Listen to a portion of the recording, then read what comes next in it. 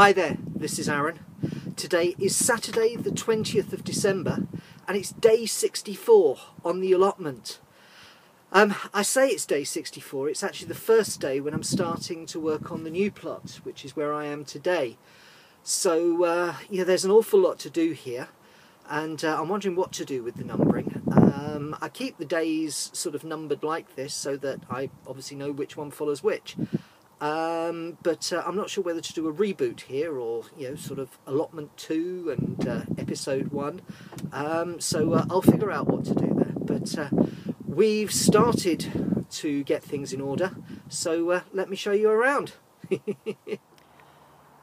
Well, the very first thing I've done is to put an enormous, this is 10 metres by 5 metres, tarpaulin down. Now this would have been big enough to cover my whole plot. On my last allotment, and it's barely even a third of it. In fact, it's probably not a third of it. But what it's doing is it's covering an area where I'm going to be doing a lot of growing next year. Now, whilst I was putting it down, I discovered that here were some potatoes that had been dug up because there was what looked to me to be an anya left behind. So if that was potatoes last year, that means this area is going to be my beans.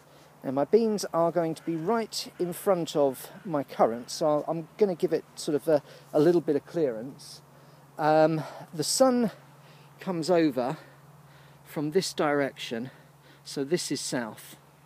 You can probably see the setting sun over there. So it comes over there during the day.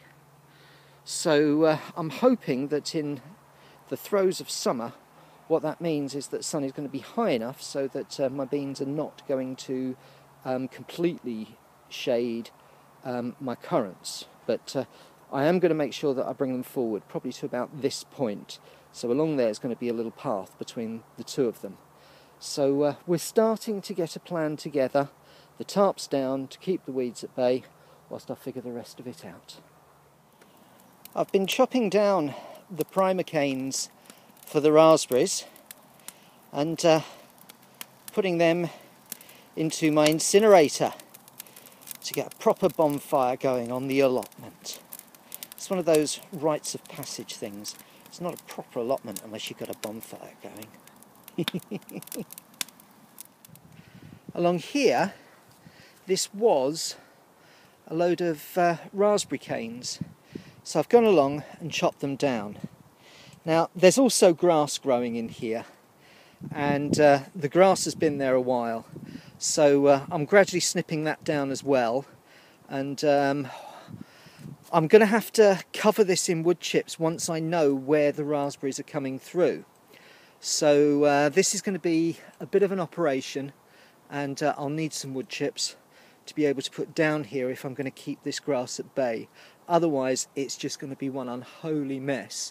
My only solution will be to pull everything out and start again, which obviously I'd like to avoid if possible, but we'll see how we get on.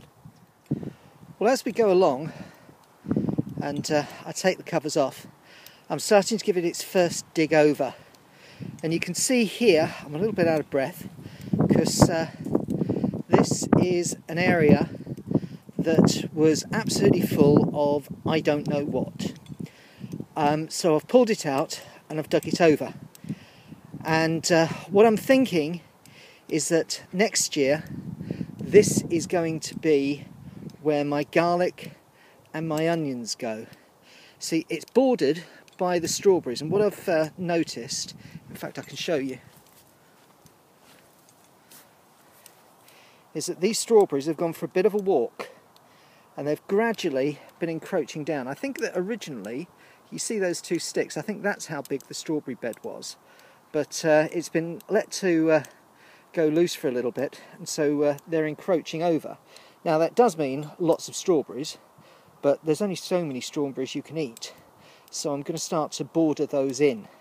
But here, this ground is looking to me as if it's very well drained.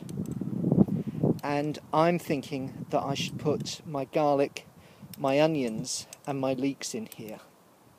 If I show you, because there's a bit of a strawberry, if I show you, I mean, that's really, really crumbly, and that's just on one digging. So all along here, this looks like really, really good soil. So this, I think, could be my solution to garlic and onions. We'll see. And there is what's going to be my allium bed. Turned over. It's lovely, lovely soil, which has made it a lot easier than I experienced on my old allotment.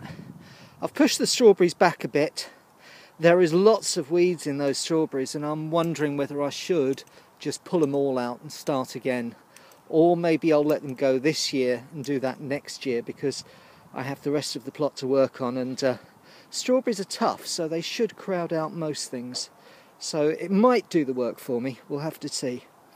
But yeah, for the day, I'm quite happy with what's been achieved.